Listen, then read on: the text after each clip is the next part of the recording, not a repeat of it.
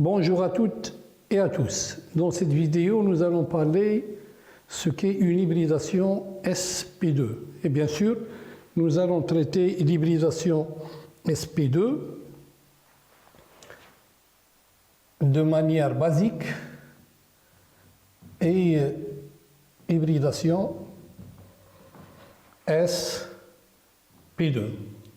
Nous allons donc prendre une molécule, le cas le plus simple, une molécule donc symétrique. Je vais donc prendre C2, la molécule C2H4. Dans cette molécule-là, le carbone, si je prends sa couche de valence, nous avons l'orbital de S et l'orbital de P avec ces trois orbitales de Px, de Py, de Pz. Donc on a deux électrons ici et puis on a, si vous voulez, deux électrons célibataires ici. Donc on va essayer de prendre une orbitale S, l'orbitale de S, et deux orbitales de P, par exemple la de Px, la de Py, et on va former trois orbitales hybrides, sp2, par combinaison linéaire, comme elle le veut cette méthode mathématique. Et donc là, on va avoir un électron dans chaque orbitale hybride. Et ces orbitales hybrides, par recouvrement des orbitales atomiques, ils vont donc nous donner la géométrie de cette molécule. Parce que si on se restreint aux orbitales atomiques canoniques, on ne peut pas expliquer la géométrie de notre molécule. Et donc on va faire trois combinaisons. Là, je parle des fonctions d'onde de ces orbitales hybrides, Φ1, Φ2, Φ3. On va donc faire trois combinaisons linéaires. On va avoir par exemple A1. Je vais noter par souci de simplicité, je vais noter l'orbital de S tout simplement S. Et donc on va avoir A1S plus B1 Px plus C1 Py. Celle-là, ça serait donc A2S plus B2 Px plus C2 Py. Et là, on va avoir A3S plus B3 Px plus C3 Py.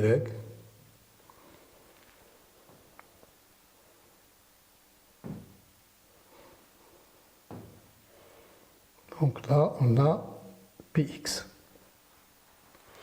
Donc ces trois orbitales, donc les trois orbitales hybrides,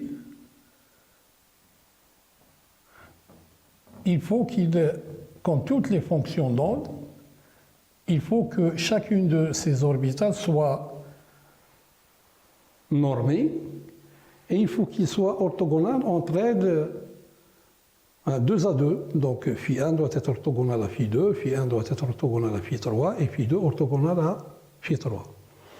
Donc si je traduis comment on écrit la condition de la normalisation par exemple de Φ1, ça on l'a vu déjà dans une vidéo dont on a parlé de l'hybridation SP. Donc on va avoir A1 au carré plus B1 au carré plus C1 au carré égale 1. La normalisation de Φ2 se traduira par A2 au carré plus B2 au carré plus C2 au carré égale 1. De même, pour Φ3, on va avoir A3 au carré plus B3 au carré plus C3 au carré égale 1. Maintenant, pour ça, c'est les conditions de normalisation. Il y a trois relations.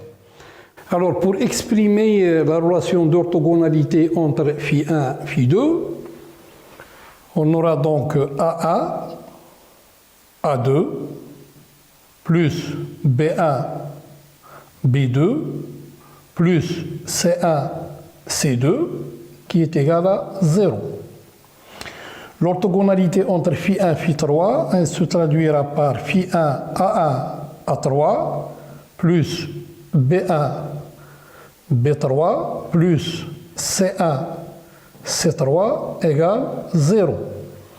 Et l'orthogonalité entre phi2 phi3, ça serait donc A2 A3 plus B2 B3 plus C2 C3 qui est égal à 0. Et donc là, on a trois autres équations qui traduisent l'orthogonalité des orbitales atomiques hybrides 2 à 2. Donc au total, nous avons 6 équations, alors que notre système algébrique il est composé de 9 paramètres, A1, A2, A3, B1, B2, B3 et C1, C2, C3. Et donc il faut appel à la symétrie de la molécule. Si donc je prends dans un repère XY, si j'oriente par exemple, si je prends la molécule et que j'oriente à titre d'exemple phi1 dans ce sens-là, donc si j'oriente phi1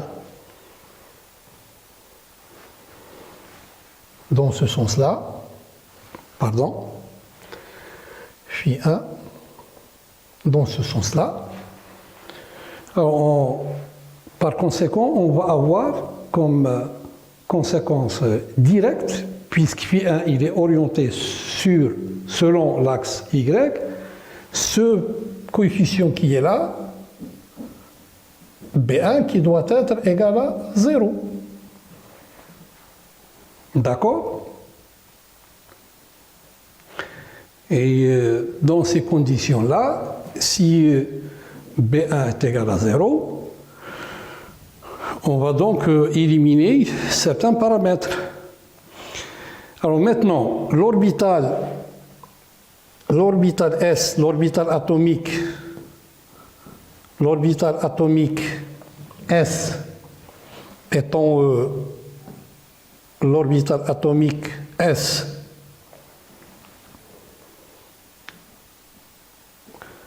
donc l'orbital atomique S étant sphérique,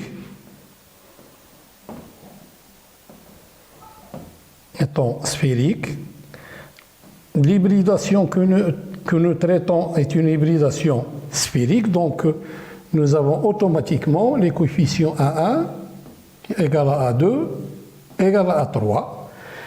Et donc, si je prends le poids statistique de la contribution de 2S sur phi1, c'est A1 au carré. Dans phi2, c'est A2 au carré. Dans phi3, c'est A3 au carré. Et puisque ces coefficients-là, ils sont égaux à une certaine valeur, on va déduire donc que 3 A carré égale à 1. Et donc je déduis que A, il est égal à 1 sur racine de 3. D'accord? Et donc, par conséquent, on va avoir ici que des coefficients 1 sur racine de 3, 1 sur racine de 3. Donc là, on va avoir 1 sur racine de 3, 1 sur racine de 3 et 1 sur racine de 3. Maintenant, si je prends cette relation qui est là, la première relation de normalisation de phi1, puisque B1 est égal à 0, je déduis donc immédiatement que C1 il est égal à 1 moins A carré, c'est-à-dire est égal à 2 tiers. C1 au carré, pardon. C1 au carré égale 1 moins A carré, c'est 2 tiers, et donc C1, il est égal à racine de 2 sur racine de 3. Et donc,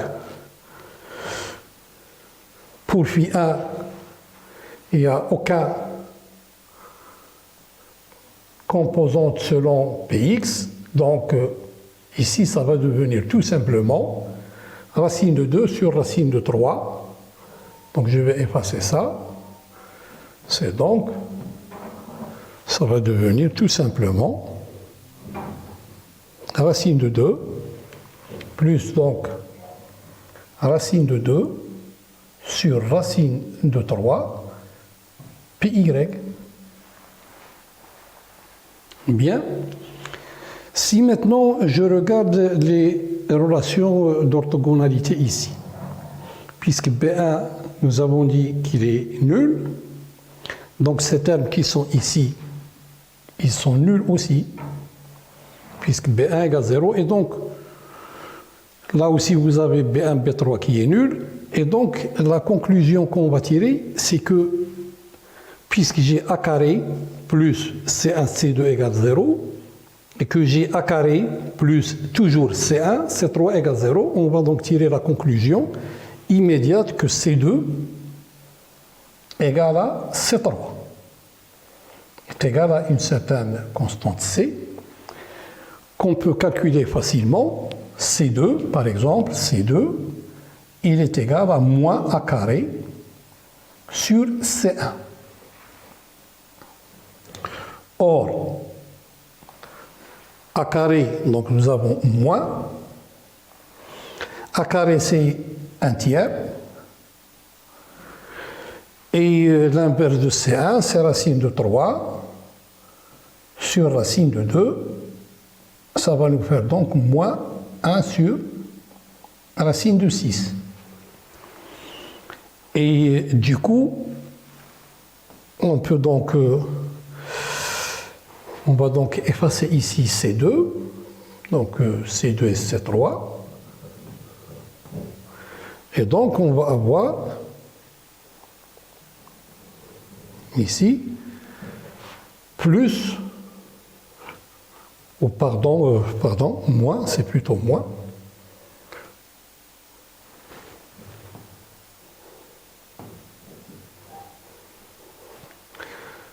Px, donc moins 1 sur racine de 6 Py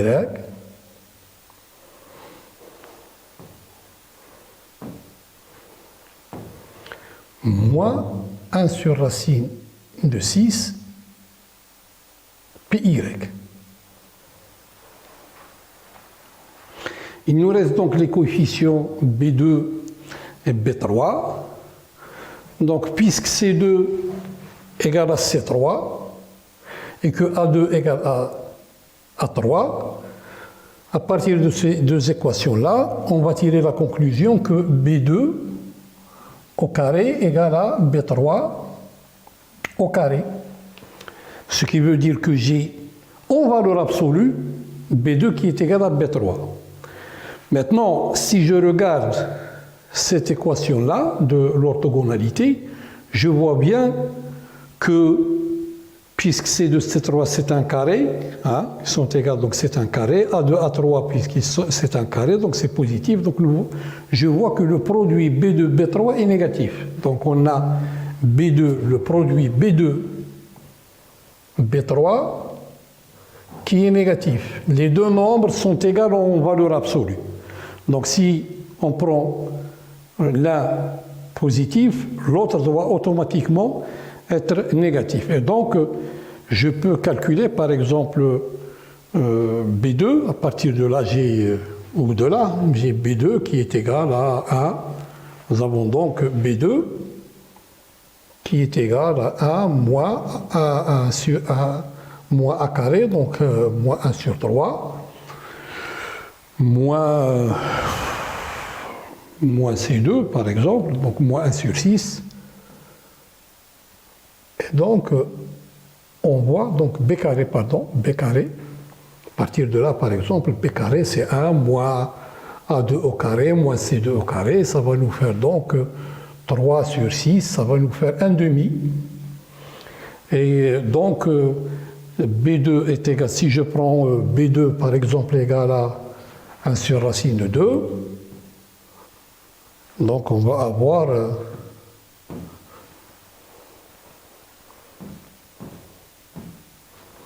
donc si je prends B2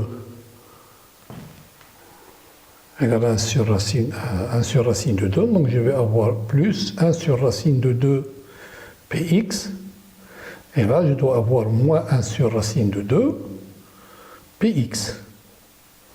D'accord? les deux cas. Donc voilà les trois expressions de ces orbitales atomiques hybrides sp2 dans le cas d'une hybridation sp2 symétrique. Et donc si je reviens à notre molécule qui est là, on va avoir donc sur un axe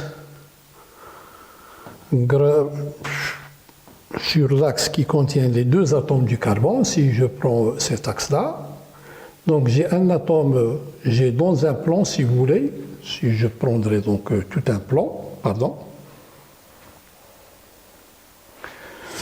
Donc je vais prendre tout un plan. Sur ce plan-là, j'ai donc les deux atomes de carbone qui sont là. Le premier, il est là. Le second, ici. Et donc, les trois orbitales hybrides du premier carbone, ils sont dirigés par exemple comme ça.